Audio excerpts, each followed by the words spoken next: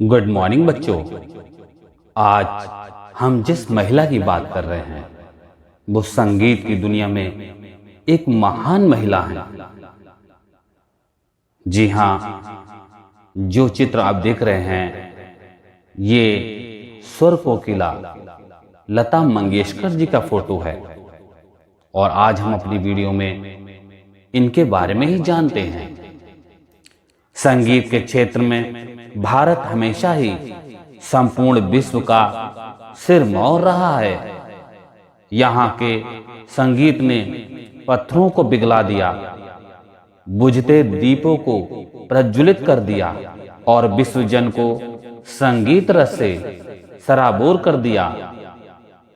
यहाँ हम संगीत के क्षेत्र की ऐसी विलक्षण प्रतिभाओं के बारे में जानेंगे जिन्होंने 20वीं शताब्दी में भारतीय संगीत को नई ऊंचाइयों तक पहुंचाया और विश्व संगीत में भारत के वैशिष्ट्य को बनाए रखा। देश प्रेम और अखंडता की सरगम स्वर कोकिला Lata Mangeshkar Guinness book of world record विश्व का एक महत्वपूर्ण ग्रंथ है जिसमें विश्व के आश्चर्य अजूबे अंकित किए जाते हैं। क्या आप जानते हैं भारत की वह कौन सी गायिका है जिसके नाम सर्वाधिक गीत गाने का रिकॉर्ड इस पुस्तक में अंकित है? वह भारत कोकिला स्वर साम्राज्ञी लता मंगेशकर हैं जिन पर हम सब भारतीयों को गर्व है। लता मंगेशकर का जन्म 28 सितंबर 1929 को इंदौर में हुआ। इनकी माता का नाम शुद्धमती तथा पिता का नाम पंडित दीनानाथ मंगेशकर था। पिता शास्त्रीय गायक थे और थिएटर कंपनी चलाते थे। वे ग्वालियर घराने में संगीत की शिक्षा भी देते थे। उन्होंने लता को 5 वर्ष की उम्र से ही संगीत की शिक्षा देना प्रारंभ कर दिया।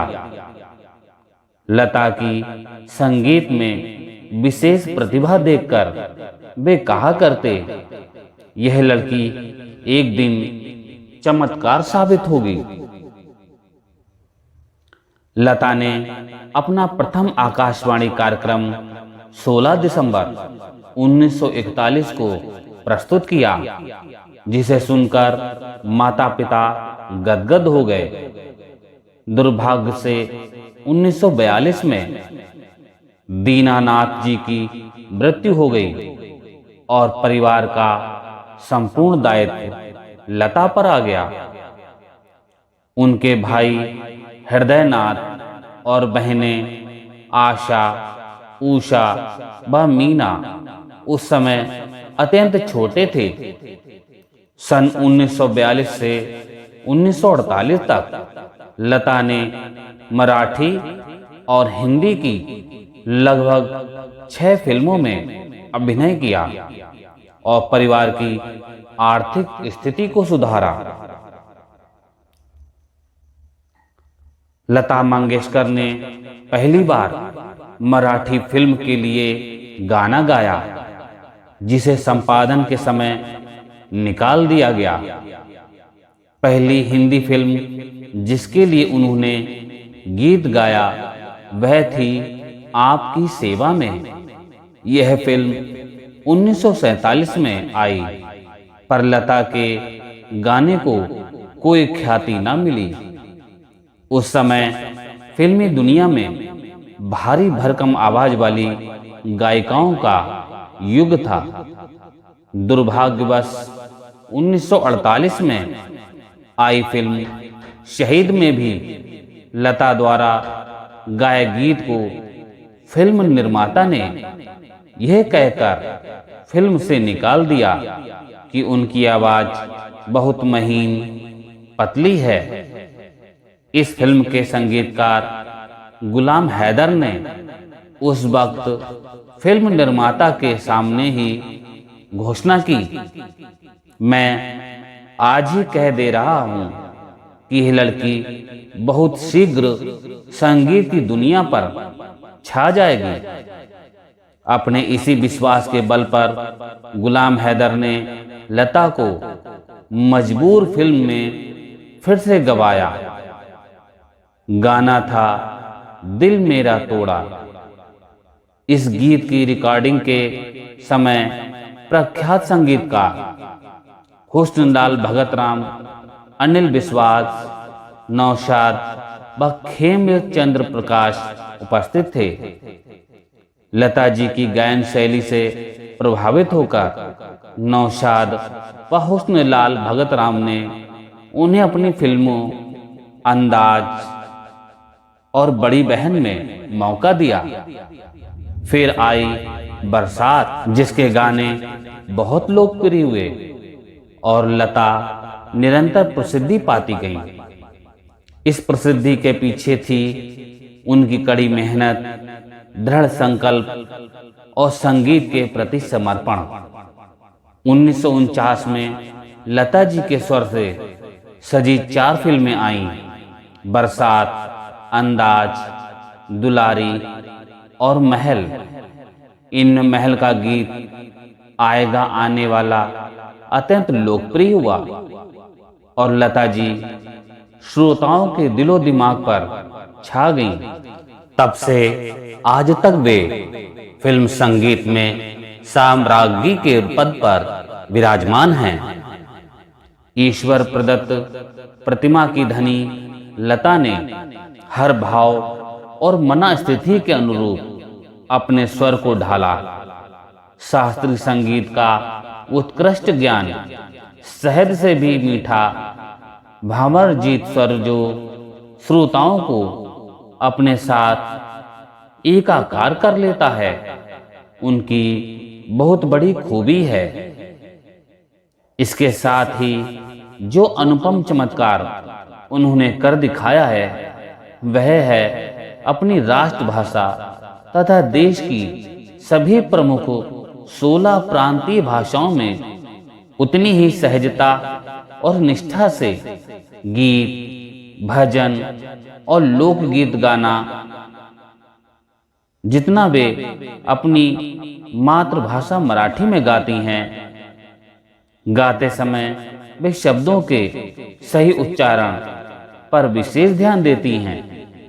अपने उच्चारण में शुद्धता लाने के लिए ही उन्होंने एक अध्यापक से उर्दू सीखी। लता जी की प्रसिद्धि के पीछे उनकी लगन, परिश्रम व तपस्या के साथ साथ विराट अखंड भारत के प्रति उनका गहरा प्रेम, निष्ठा और उसके कल्याण की भावना भी है।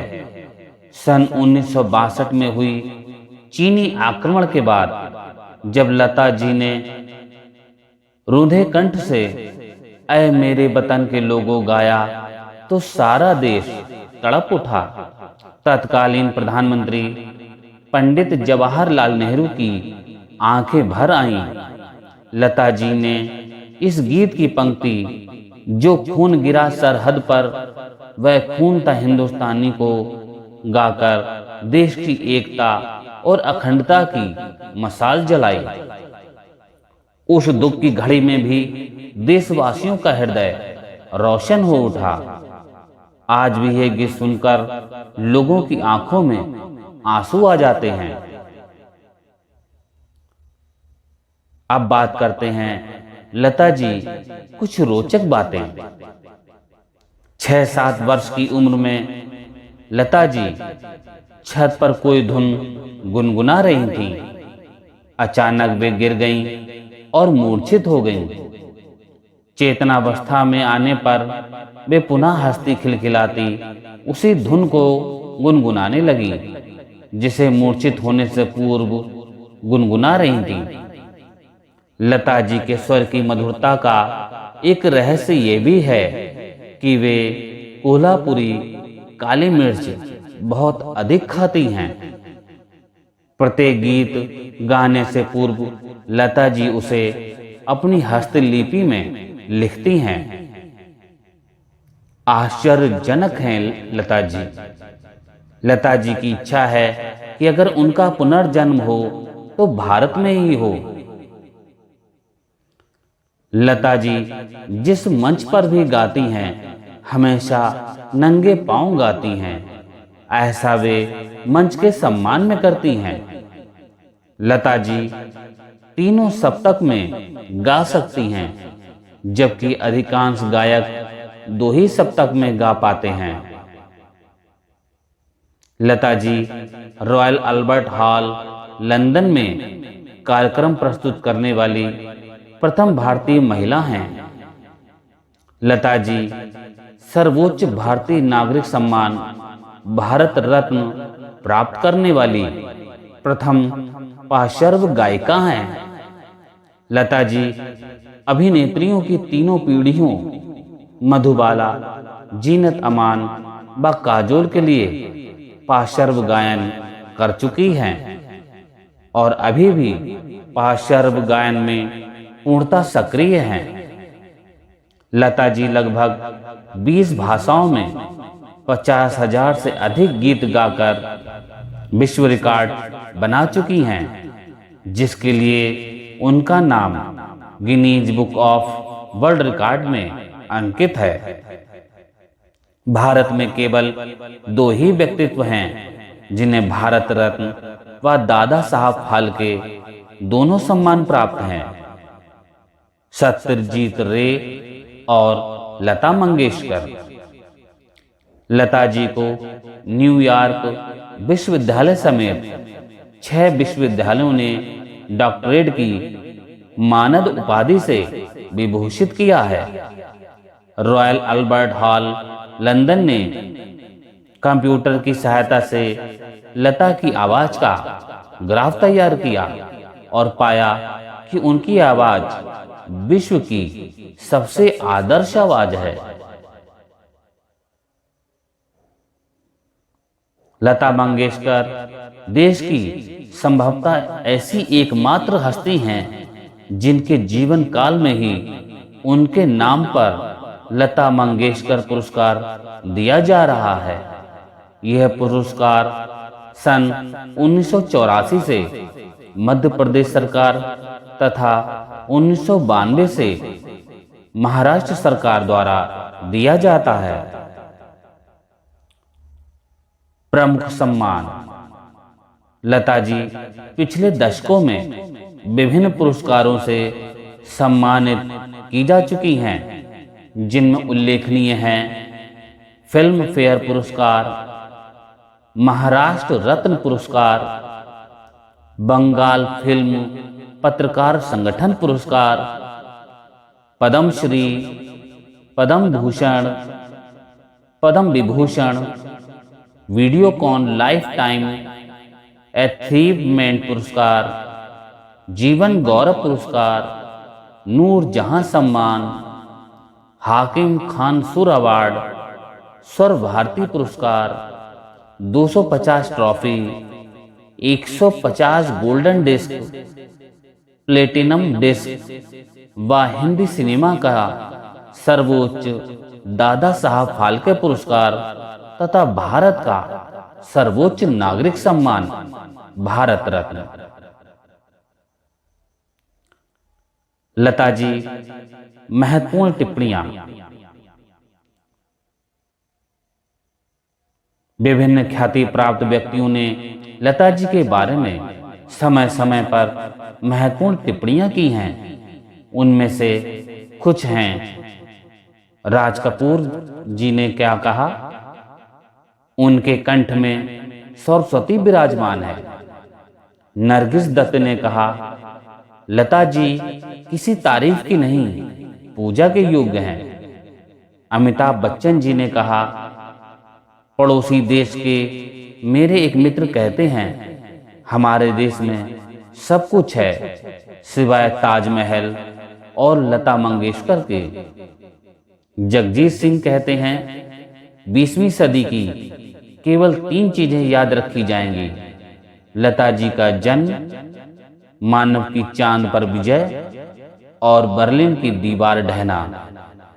जावेद अख्तर जी कहते हैं, जिस प्रकार एक पृथ्वी है, एक सूर्य है, एक चंद्रमा है, उस प्रकार एक ही लता है।